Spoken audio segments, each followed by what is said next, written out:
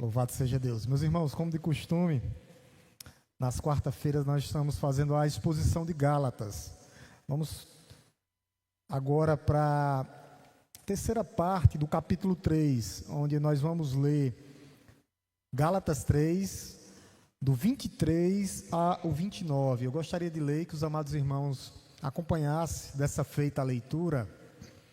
E eu vou ler na minha versão, é a mesma versão que está aqui no Data Show.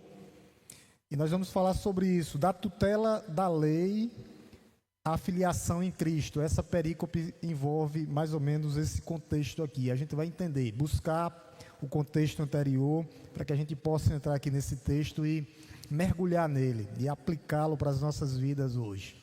A palavra de Deus nos diz assim, Gálatas capítulo 3, do 23 ao 29. Da tutela da lei à filiação em Cristo. Mas antes que viesse a fé, estávamos sob a tutela da lei e nela encarcerados para essa fé que no futuro haveria de ser revelada, de maneira que a lei se tornou nosso guardião para nos conduzir a Cristo, a fim de que fôssemos justificados pela fé. Mas agora veio a fé, já não permanecemos subordinados ao guardião, pois todos vocês são filhos de Deus, mediante a fé em Cristo Jesus, porque todos vocês foram batizados em Cristo, de Cristo se revestiram. Assim sendo, não pode mais haver judeu, nem grego, nem escravo, nem liberto, nem homem, nem mulher, porque todos vocês são um em Cristo Jesus. E se vocês são de Cristo, são também descendentes de Abraão e herdeiros segundo a promessa. Amém? Louvado seja o nome de Deus. O que é que nós percebemos aqui nessa parte aqui? Que nós estávamos debaixo da tutela da lei, né? E isso aqui era como se nós estivéssemos em custódia, custodiados. E depois Cristo vem e nos resgata. Isso se chama graça, evangelho. Meus amados irmãos, a igreja brasileira hoje, ela passa por um mal, por uma doença silenciosa. Uma doença silenciosa. E essa doença, ela não aparece em exames médicos, não há diagnóstico visível. Mas quando a gente percebe os sintomas claros da igreja brasileira, a incapacidade de descansar na graça de Deus. As pessoas ainda não entenderam que a graça de Deus, aonde abundou o pecado, superabundou a graça.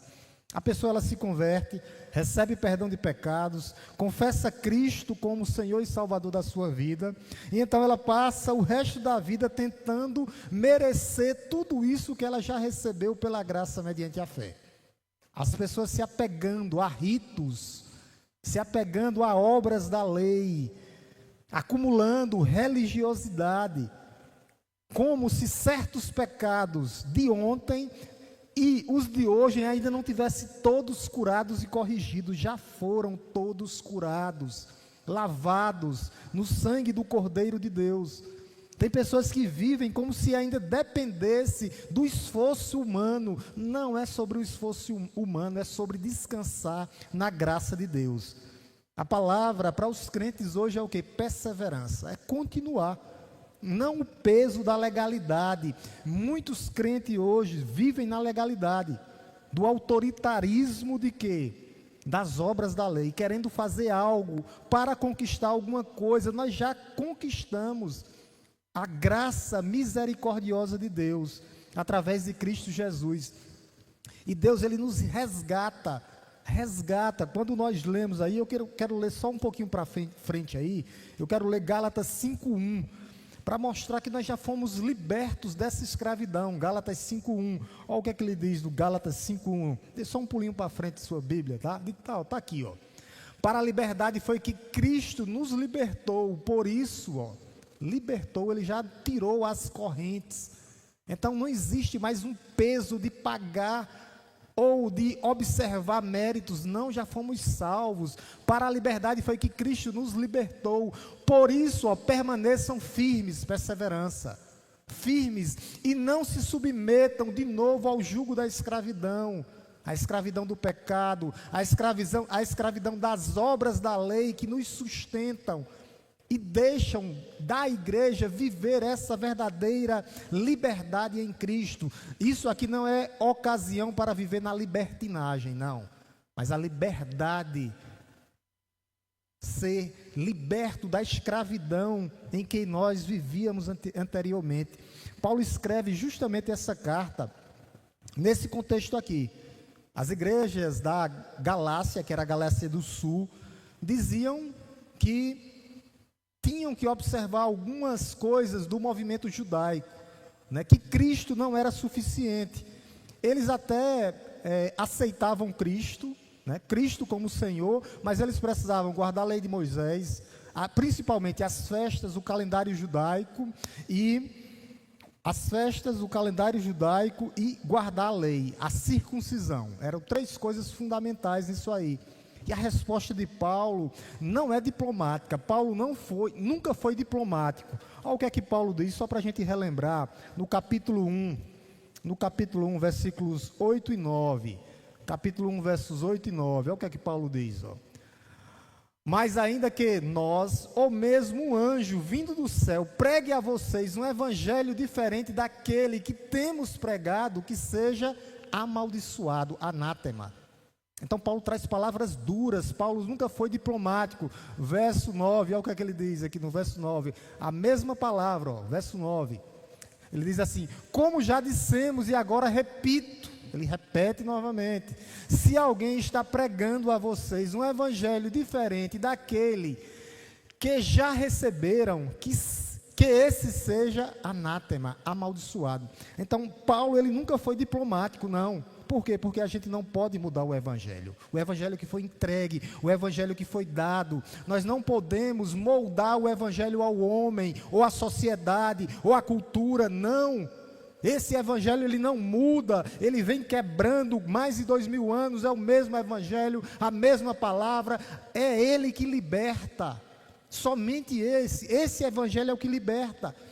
Quando a gente chega aqui no capítulo 3, o apóstolo Paulo chama esses Gálatas de insensatos. Capítulo 3, versículo 1, olha o que é que ele diz. Capítulo 3, versículo 1, só para a gente entender o contexto. Olha o que é que ele diz, olha isso. Ó Gálatas insensatos, quem foi que enfeitiçou vocês?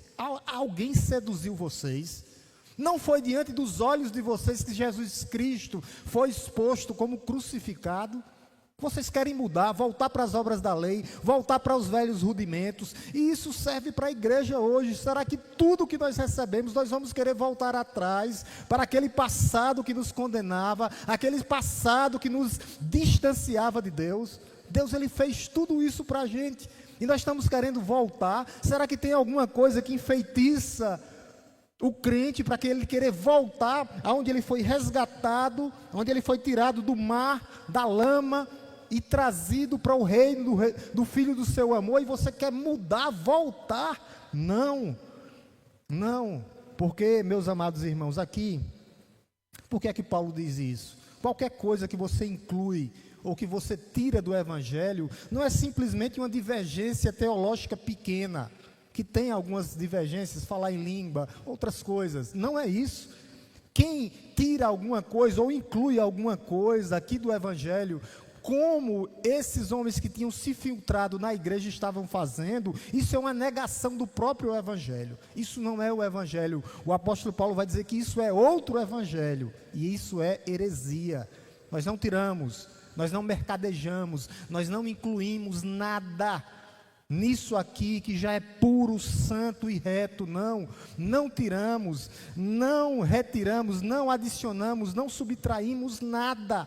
O evangelho é puro, do jeito que foi entregue. Por isso que o apóstolo Paulo mostra para essa igreja: do jeito que eu recebi de Cristo, eu entreguei a vocês. Do jeito que vocês receberam de mim, passem também para as próximas gerações. E isso serve para a igreja hoje. Nós não podemos mudar. Quando nós chegamos aqui no capítulo 3, tá? Nesses versículos onde a gente leu, aqui é o coração pulsante dessa argumentação de Paulo. E para que nós possamos compreender, nós precisamos voltar um pouquinho no capítulo 3 aqui, tá? O contexto literário aqui da carta, para que a gente possa entender. Logo no capítulo 1, Paulo apela para a experiência dos Gálatas. Tá? Quando você vê aqui só no capítulo 3, o verso 2, o Espírito Santo era que tinha alcançado essa igreja. Então eles não poderiam querer voltar para as obras da lei. O apóstolo Paulo já começa argumentando sobre isso, ó, capítulo 3, verso 2. Olha o que é que ele diz aqui, ó. Quero apenas saber isto. O apóstolo Paulo, só relembrar vocês que ele é mestre na arte da retórica. Ele faz uma pergunta já sabendo a resposta. Tá? Quero apenas saber isto: vocês receberam o Espírito, aqui na sua Bíblia está com E maiúsculo, é o Espírito Santo aí, pelas obras da lei ou pela pregação da fé? Claro que a fé vem pelo ouvir a pregação de Cristo. É isso que o apóstolo Paulo está dizendo. Não foi pela lei, mas foi pela pregação da fé, a pregação do Evangelho, a pregação de Cristo. Foi sobre isso. Foi isso que resgatou essa igreja. Essa igreja está focada, está alicerçada pela fé, na graça, mediante a fé em Cristo, não nas obras da lei. É isso que o apóstolo Paulo está dizendo aqui. Quando a gente chega no capítulo 10, o apóstolo Paulo diz que ninguém pode ser justificado pela obra da lei. Isso é forte. Quando você lê aqui o verso, capítulo 3, verso 10 até o 14, mas eu queria ler somente o 10. Olha o que é que ele diz, ó.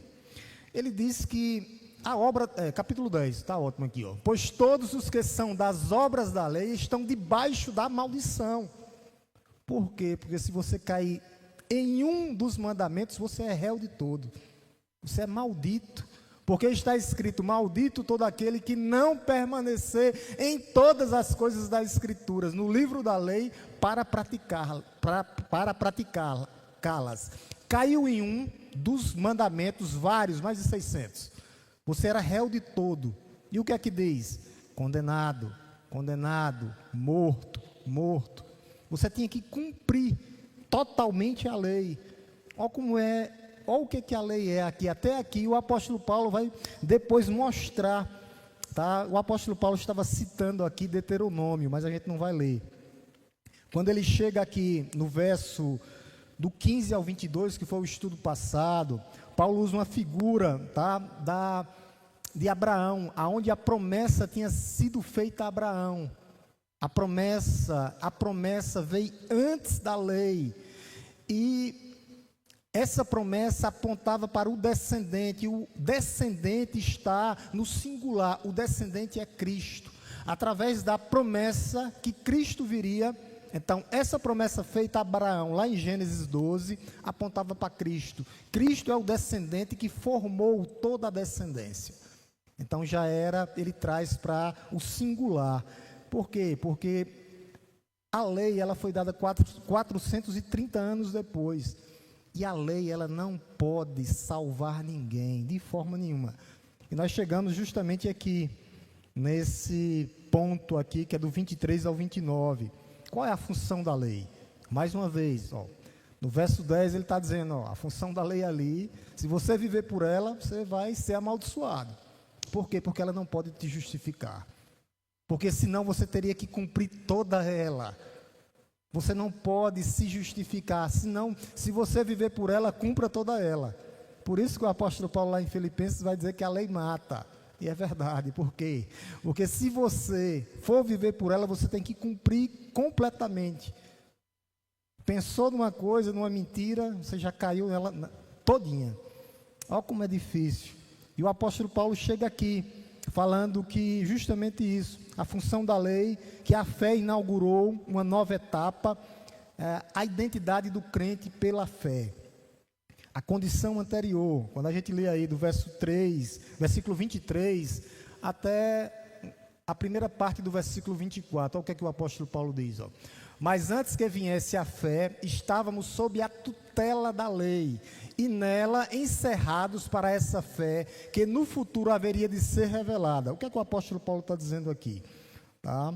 Paulo pega aqui a imagem do mundo greco-romano. Ela vai dizer que nós estávamos debaixo da tutela. O que era isso? Tinha um tutor, um guardião moral no Antigo Testamento, no mundo greco-romano. Mas só que e a palavra que tem aqui, tutor, essa palavra aqui vem justamente do mundo grego-romano, que é a mesma palavra direcionada aos pedagogos, que é a mesma palavra de pedagogia. Essa palavra aqui, no mundo greco-romano, Paulo pega essa palavra porque havia um escravo que vigiava os filhos daqueles poderosos e levavam para a escola e tinha autoridade sobre ele, mas era uma autoridade até ele chegar à maioridade, até os 16, 17 anos. E o que o apóstolo Paulo está dizendo aqui é a mesma coisa, que a lei serviu até um momento para Israel, o momento que eles tivessem maturidade. Por quê? Porque a verdadeira liberdade está em Cristo. Somente Cristo pode nos libertar. O apóstolo Paulo vai dizer palavras aqui que a gente vai entender. A lei ela tinha um motivo, ela tinha um período, ela tinha um destino, ela tinha um período até que Cristo viesse e cumprisse totalmente. Quando ele diz aqui, antes que viesse a fé, estávamos sobre a tutela da lei, e nela, encerrados, né? Tem algumas Bíblias que é encarcerados ou fechados. Por que o apóstolo Paulo diz isso? Porque a lei, ela nos domina aqui, nós estávamos fechados, é como se você estivesse no quarto sem saída. Somente Cristo pode te libertar. A lei não pode te libertar. A lei é boa, santa e justa. O apóstolo Paulo já tinha dito isso. Mas ela não pode nos libertar da escravidão. Ela não pode, somente Cristo. O apóstolo Paulo, ele está pegando aqui a imagem, justamente isso, falando que a lei é uma tutela sobre a tutela. É como se fosse uma criança pequena, tá? Ela está dizendo aqui, encerrados, e nela encerrados, a tutela da lei, e nelas encerrados. É como se nós estivéssemos fechados aqui, num quarto, e você não pudesse sair. É a mesma coisa de uma criança, quando você bota cercas para ela, né, para ela não cair, porque ela está passando por um momento ainda que ela não tem discernimento das coisas, do perigo ao derredor. A lei funcionava assim para Israel. A lei nunca salvou. Sempre a salvação foi pela fé. É só vocês pegar, meus amados irmãos, os heróis da fé. Sempre foi Abel, Enoque, Noé. A salvação sempre foi pela fé. O problema de hoje, muitos cristãos, meus amados irmãos, eles vivem ainda como se estivesse debaixo desse tutor, dessa lei, tá? Eles tratam a fé como obrigação, como coisas a cumprir. Muitas pessoas vêm para a igreja aterrorizados, esquecendo que o Filho já nos libertou, que nós não temos mais tutores, não existe mais tutor, não existe mais um guardião, não. O Filho já nos resgatou, nós já somos livres em Cristo. Por isso que ele diz isso aí, é como se nós estivéssemos encarcerados, tutelados. O vocabulário aqui é de confinamento. Nós estávamos confinados, nós estávamos encarcerados, éramos prisioneiros, nós estávamos em custódia. A imagem aqui é justamente isso. Não é alguém que escolhe ficar num local porque ali você está protegido, não é isso não. É a imagem de alguém que não tem saída, não tem para onde correr. Somente Cristo pode nos resgatar, pode nos libertar. Somente Cristo pode trazer paz genuína para os nossos corações. Liberdade, salvação, regeneração, somente através de Cristo Jesus, do poder do Espírito Santo de Deus.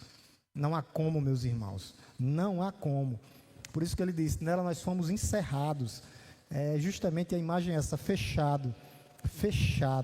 Tá? Paulo já tinha usado essa mesma palavra aqui.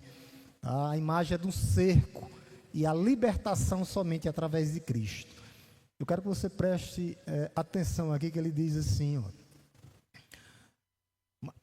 volte um pouquinho, versículo, isso. Mas antes que viesse a fé, estávamos sob a tutela da lei, e nela encerrados para essa fé, que no futuro haveria de ser revelada. É interessante quando ele diz que a fé seria revelada. Então, o que é que a gente percebe? Que a fé é dom de Deus. É Deus que se revela primeiro para nós. Nós o amamos porque Ele nos amou primeiro. A fé é revelada até que ela fosse revelada. A fé fosse descoberta. A fé, ela foi justamente nos dada. E a fé hoje para nós é a mão que se estende para receber de graça o que Deus está nos dando de graça. Nós temos que receber. A fé foi descoberta. A fé foi revelada para os seres humanos. Foi Deus que revelou. Foi Deus que nos salvou. Em toda a extensão humana, a salvação é um ato divino. É um ato divino. A iniciativa da salvação é de Deus. A fé revelada, Ele se revelando. Ele se revelando para nós. É justamente isso. Toda a humanidade estava sem Cristo, confinada, encarcerada. E o regime era o regime da lei. Todos. O que é que Paulo está dizendo aqui? O ponto central da lei em si mesmo. O que ela tinha para nos oferecer? O que ela tinha, a lei, o apóstolo Paulo vem falando nesse capítulo tudinho, vai falar que ela amaldiçoa, ela revela, ela contém, ela acusa, mas ela também aponta para Cristo. É interessante isso, o apóstolo Paulo faz esse jogo de palavras, tá? Esse jogo de palavras para que a gente possa entender esse texto maravilhoso, tá? Que a lei, ela exercia uma função até a vinda de Cristo. Não é que a fé começou com a vinda de Cristo, não, mas a revelação completa vem na pessoa e na obra de Cristo. Tá? A lei, o que é que o apóstolo Paulo vai dizer aqui, ó? Lá no final, para essa fé que no futuro haveria de ser revelada.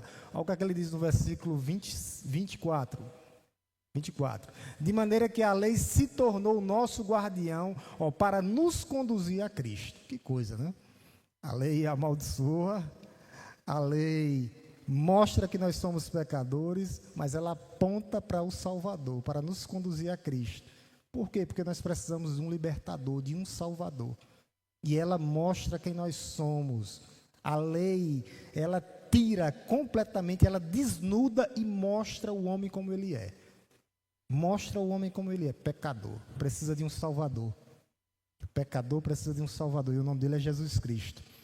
Alguém teria que vir para nos salvar, para nos conduzir. O nosso representante, Jesus Cristo. Para que nós possamos ter esse verdadeiro relacionamento com Deus. A lei, ela nunca foi mal. Está vendo aqui?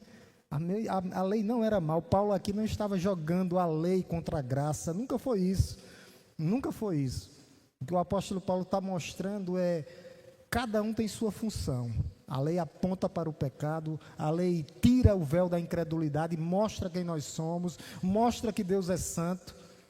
E mostra principalmente que nós precisamos de quê, pastor? De um Salvador.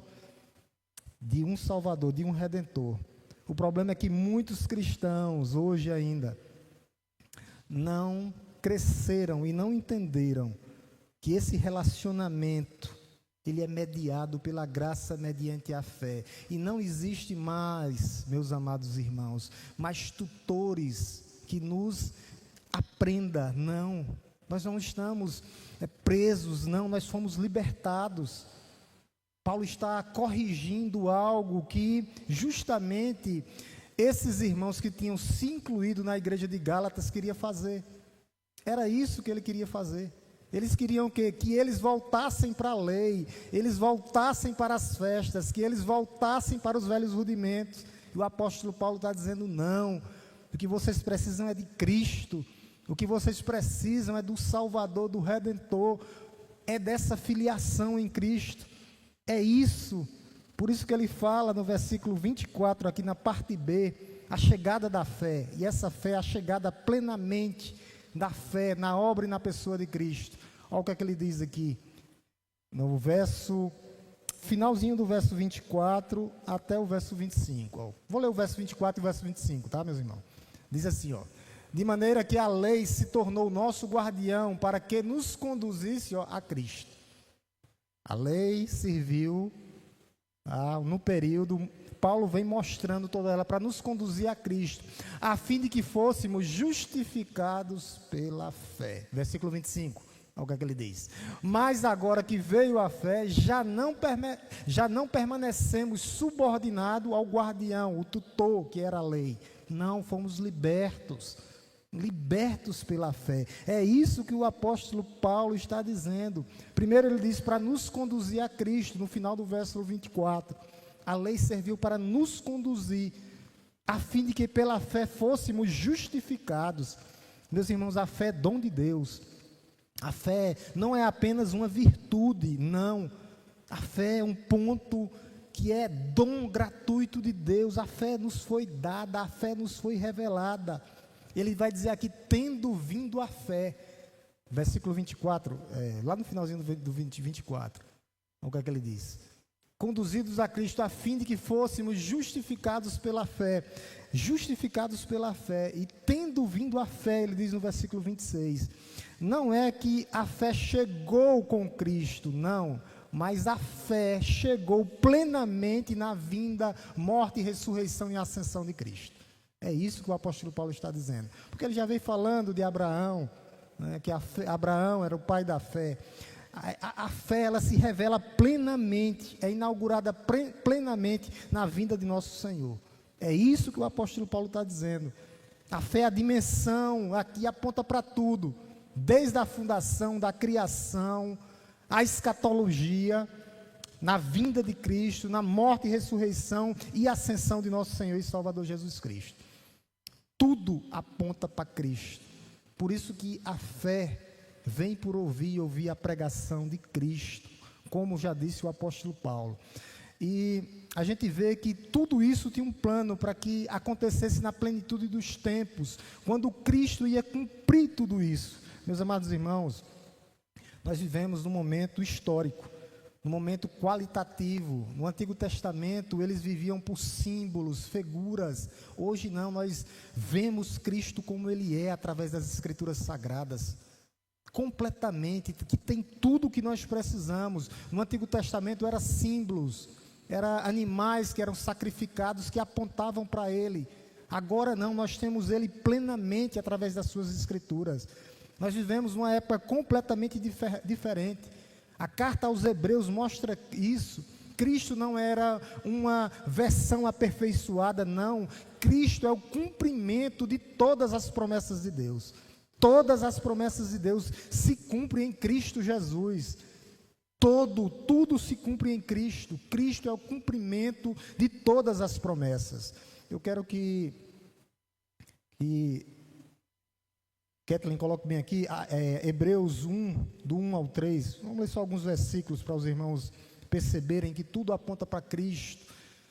Hebreus, do 1 ao 3. Antigamente Deus falou de muitas vezes e de muitas maneiras aos pais pelos profetas, no Antigo Testamento, mas nestes últimos dias nos falou pelo Filho, a quem constituiu o herdeiro de todas as coisas e pelo qual também fez o universo. Verso 3. O Filho que é o resplendor da glória de Deus, é a expressão exata do seu ser, sustentando todas as coisas pela sua palavra poderosa.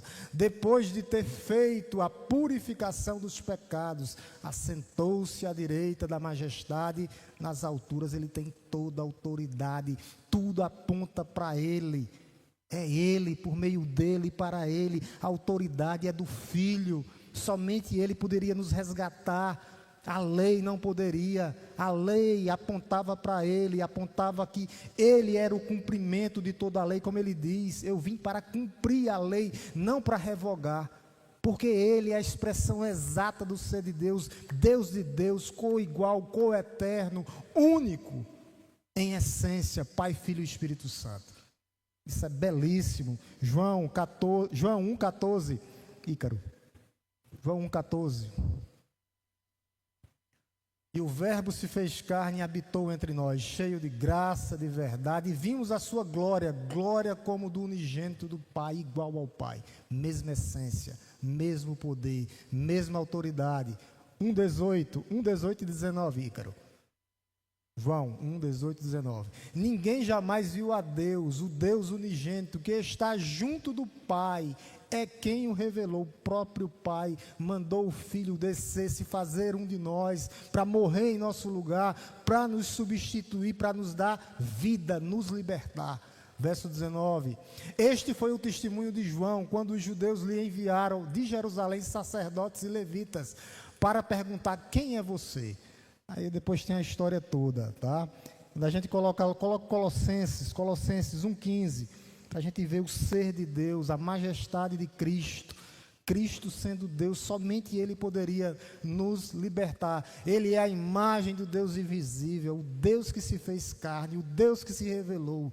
O primogênito de toda a criação, aquele que tem toda a autoridade sobre a criação, sobre o universo, aquele que sustenta todas as coisas com o poder da sua palavra. É esse Deus, é esse Jesus que nos libertou da nossa escravidão. A lei não poderia fazer o que Cristo fez, somente Ele, tá? Então nós fomos o quê? O objetivo era ser resgatado do tutor, a fim de ser conduzidos a Cristo. Pela fé, sempre foi por fé, para sermos o que, pastor? Justificados. Voltando para lá, o verso 15, o verso 24, Gálatas 24, a fim de que fôssemos justificados. Verso 23, ele fala sobre isso, né? Justificados. Verso 23, perdão. Vou ler o 23 e o 24. Mas antes que viesse a fé, estávamos sobre a tutela do guardião, a tutela da lei, e nela encerrados para essa fé que no futuro haveria de ser revelada. Verso 24. De maneira que a lei se tornou nosso guardião para nos conduzir a Cristo, a fim de que fôssemos justificados pela fé. Isso é belíssimo, essa palavra aqui. Essa aqui é a doutrina central do cristianismo. Justificação pela fé. Aqui não só é um ato não de Deus, mas a justificação pela fé é justamente isso, um ato de Deus nos tornando o quê? Salvos. Salvos é um ato, é preciso entender. Primeiro que a justificação não é, tá? Aqui não é Deus fingindo que o pecado não aconteceu, não. O pecado aconteceu e Deus, ele vai punir o pecado. Não é isso. Não é Deus baixando o seu padrão de justiça, não é. Não é Deus ignorando a realidade moral do universo do jeito que ele está. Não é. A justificação só é possível por causa da culpa do pecado. A culpa do pecado. Deus, ele pune o pecado.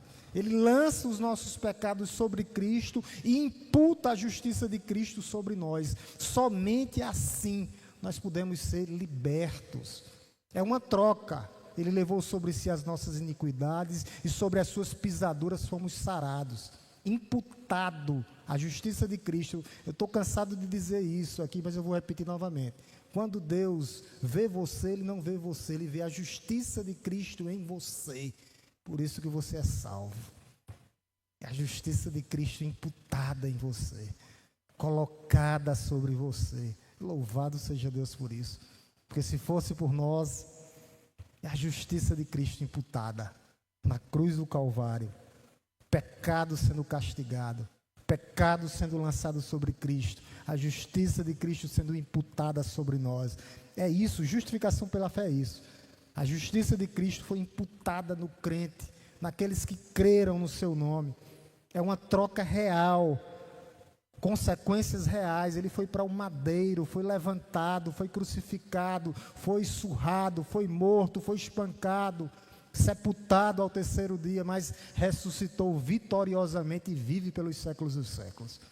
É esse Cristo aqui, que satisfaz plenamente a justiça divina, somente Ele, nenhum outro poderia fazer.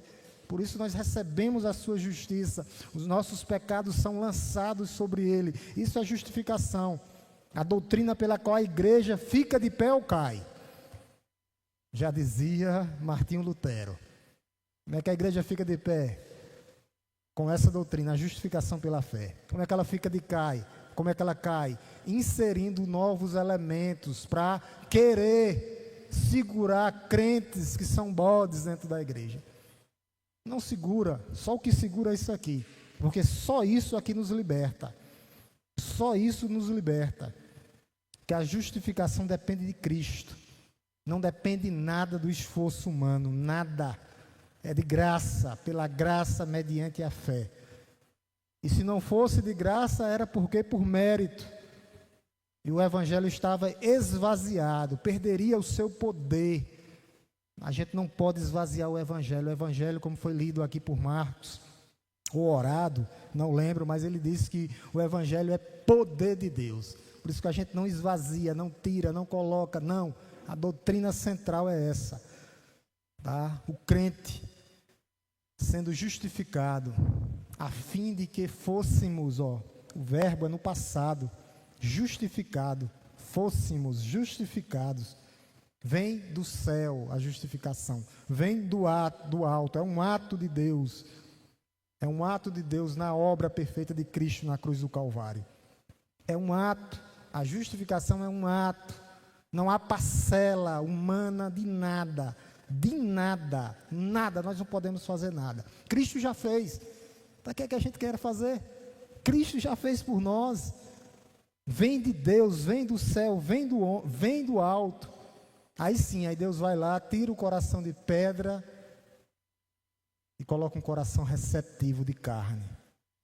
É isso que Deus faz, foi isso que Deus fez. A justificação, já fui salvo, já fui no passado. É um ato instantâneo. Quando acontece, pastor? Quando eu sou salvo, mas foi o ato de Cristo na cruz do Calvário. Acontece comigo na mesma hora que eu creio. A regeneração, quando o Espírito Santo nos batiza, transformando o nosso coração de pedra em um coração de carne, aí já é outra coisa. Tá? E aí nós temos a outra etapa da salvação, que é a santificação. É o período, né? Estou sendo salvo. Justificação, fui salvo. Regeneração é um ato do Espírito Santo nos purificando, nos batizando. Santificação, tá? Estou sendo salvo. Sendo salvo, é progressivo. Eu participo em alguma coisa, sim. Nesse período de santificação aqui, você tem que viver em santidade, em novidade de vida. Estou sendo ainda, e serei salvo. Glorificação, o ato final, onde a boa obra será cumprida em nossas vidas por completo. Corpos serão transformados, seremos levados, os que estão aqui serão arrebatados, os mortos ressuscitarão, os que estão aqui serão transformados, e os que já estão estão mortos serão transformados com o corpo de Cristo. É isso que vai acontecer. Essas são as etapas da obra completa de Cristo, cobrindo o nosso passado, justificação, o nosso presente, santificação, e o nosso futuro, glorificação. Isso tudo para o crente. Isso tudo para aquele que crê em Jesus Cristo. São as bênçãos espirituais nas regiões celestiais. Tudo isso nós temos. Tudo isso nós recebemos de graça, pelo que Cristo fez por nós. Aí no versículo 25 ele vai dizer: já não permanecemos subordinados ao guardião, à lei, mas agora que veio a fé, já não permanecemos subordinados ao guardião, não. A lei não tem mais poder, não permanecemos mais. O guardião, o tutor, cumpriu sua função, que era apontar para Cristo. Agora a fé veio, recebemos como Senhor e Salvador. A fase tutelar passou. A fase tutelar passou. Agora nós somos livres. É isso que o apóstolo Paulo está dizendo. Somente através de Cristo. Somente através desse mediador. Não de um guardião, mas do mediador. Não é um guardião pedagógico, não. É o mediador que nos conduz a Deus. Agora você já tem acesso direto ao Pai através do Filho. Como foi orado também aqui. Acesso direto ao Pai através do Filho. Paulo está dizendo que a lei tem sua relevância, né? A gente tem que lembrar disso. Sua relevância, ela continua revelando o caráter de Deus, né? Não matarás, não adulterarás, Deus é santo. Não terás outros deuses diante de mim, não farás para ti imagem de escultura. Honra teu pai e tua mãe. Então a lei tem toda a sua relevância ainda, a lei moral. Cristo nos salva e aqui, ó, viva. Né? Não mate, não adultere. A lei ela tem sua relevância. Só que ela não pode assumir o papel de mediador, não. Somente Cristo tem esse papel, o papel de Salvador Redentor, o papel do libertador que nos tira debaixo desse tutor e nos dá acesso direto ao Pai através do Filho. Somente assim. Quando nós chegamos no verso, deixa eu começar aqui, a gente depois continua. No verso 26 e 27, nós vamos ver a nova identidade. Filhos de Deus, filhas de Deus. Olha o que ele diz, verso 26 e 27. 26 e 27 diz assim, ó. Pois todos vocês são filhos de Deus, ó, mediante a fé em Cristo Jesus. Louvado seja Deus. Filhos de Deus a saber. Como, pastor? Através da fé. A fé. Pois vocês são filhos de Deus. Filhos de Deus. Filhos de Deus a saber. Todos vocês, né? Porque todos, ó. Todos os que creram no seu nome. Vocês são filhos de Deus mediante a fé. Ele não vai dizer aqui alguns, mas todos aquele, a amplitude da filiação. Esse é o tema dessa mensagem. A amplitude chega a todo aquele que nele crê. Deus amou o mundo de tal maneira que deu seu Filho unigênito, para que todo aquele que nele crê não pereça, mas tenha vida eterna. Quem crê, salvo, filiação. Quem não crê, está fora, está condenado. A amplitude, o pronome aqui é todos, todos. Isso é deliberado. O apóstolo Paulo faz isso de propósito. Paulo está falando da comunidade, judeus e gentios, todos, que se juntam agora e formam um só povo.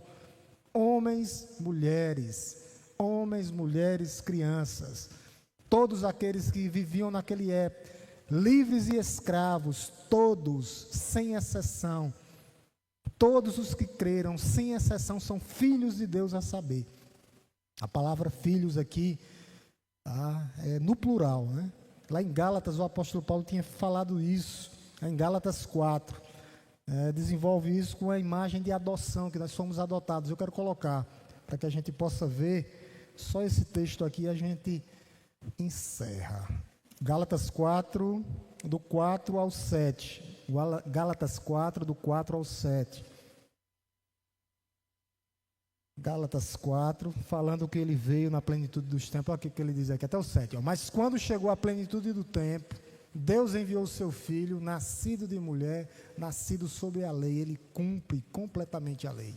Versículo: para resgatar os que estavam sob a lei, a fim de que recebêssemos a adoção de filhos. Somos adotados.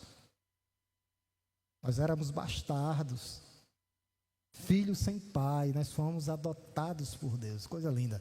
Vou continuar. E porque vocês são filhos de Deus, são filhos, Deus enviou o Espírito de seu Filho, ó, o próprio Espírito, o Espírito de Cristo, ao nosso coração. E esse Espírito clama: Abba, Pai, Pai amado, Pai querido. Verso 7.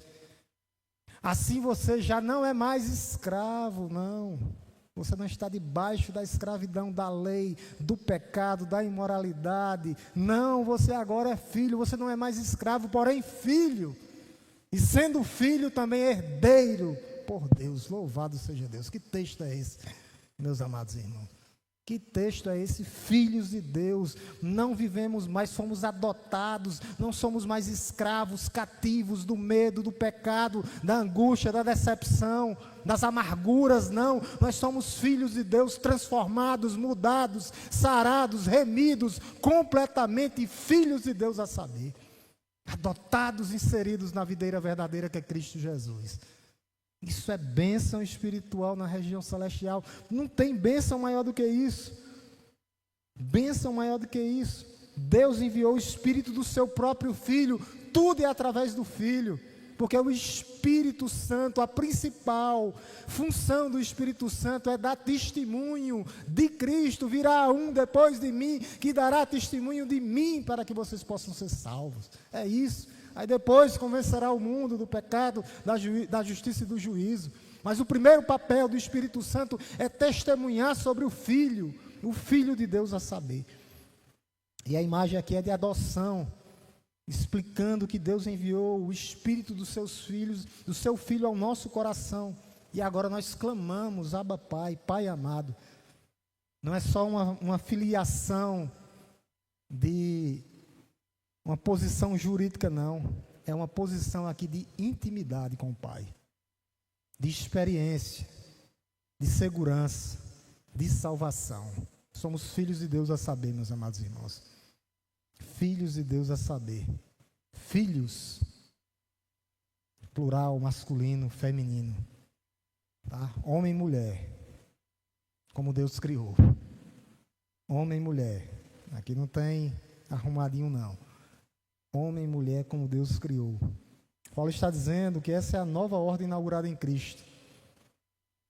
Filhos de Deus, herdeiros de Deus através do Filho, herdeiros de Deus e co-herdeiros com Cristo. Essa é a nossa categoria agora diante de Deus. Para que coisa melhor do que isso? Nós temos o Filho, nós não precisamos mais voltar para a escravidão da lei, nós não precisamos mais ter o peso do legalismo, não. Nós somos salvos, livres, completamente curados em Cristo Jesus, meus amados irmãos. Nós não temos o peso da lei que nós não podemos carregar, não. A lei era para apontar para Cristo, para mostrar que nós precisamos de um Salvador. É para isso a razão principal dela. Ela apontava para Cristo, como disse, era um guardião do povo de Israel, guardião moral deles, para proteger aquele povo. Mas não tinha jeito, ela não poderia trazer salvação, porque ela falou que estavam encarcerados, fechados nela, um quarto escuro, sem saída. Somente o Filho poderia ir lá e nos libertar, como Ele nos libertou, no dia que nós cremos nele, no dia que nós o recebemos como Senhor e Salvador das nossas vidas.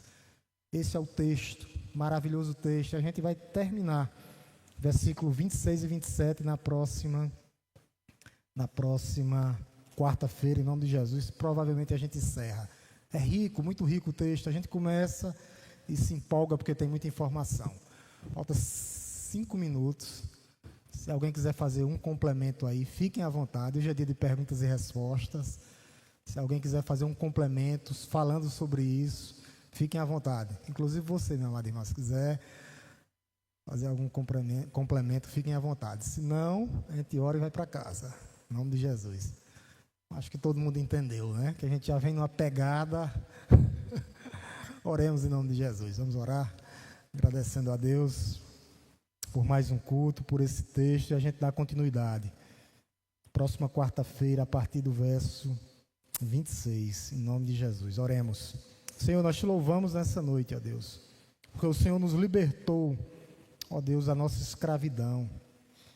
Ó Deus, nós vivíamos em trevas, ó Deus, com os olhos tampados, ó Deus, ouvidos mortos em nossos pecados e delitos. E o Senhor nos libertou, ó Deus, nos tirou do império das trevas e nos transportou para o reino do Filho do Teu amor, através da graça mediante a fé. Ó Deus, muito obrigado, Senhor, porque nós sabemos, ó Deus, que tudo vem do Senhor. Nós não merecíamos, ó Deus, tão grande amor, mas o Senhor, ó Deus, tem sido misericordioso, bondoso, compassivo, e nós te rendemos graça nessa noite, ó Deus, pelo Teu cuidado, porque nós sabemos que até aqui nos ajudou o Senhor, e o Senhor continuará nos guiando, nos protegendo, ó Deus, nos direcionando. Muito obrigado, Senhor, por essa noite. Obrigado, Senhor, por essa liberdade que nós temos, ó Deus, ainda de Te adorar presencialmente. Que a tua igreja possa valorizar, ó Deus, esses momentos. Porque chegará um tempo que não haverá, ó Deus, essa liberdade toda aqui. As Escrituras mesmo já falam, ó Deus. Virá tempos difíceis, tempos, ó Deus, de perseguição. Mas nós sabemos que maior é o Senhor, ó Deus, que luta por nós, que labuta por nós.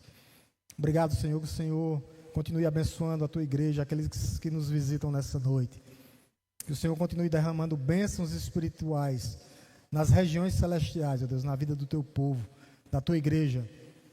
Ó Deus, trazendo renovo espiritual para o coração daqueles que estão abatidos. Que o Senhor traga renovo, ó Deus, que o Senhor fortaleça, que o Senhor possa, ó Deus, nos colocar de pé, para que nós possamos, ó Deus, continuar te adorando, te bendizendo, em família, como corpo de Cristo. Muito obrigado, Senhor, por essa noite. Nos leve em paz para os nossos lares, no nome santo e poderoso de Jesus.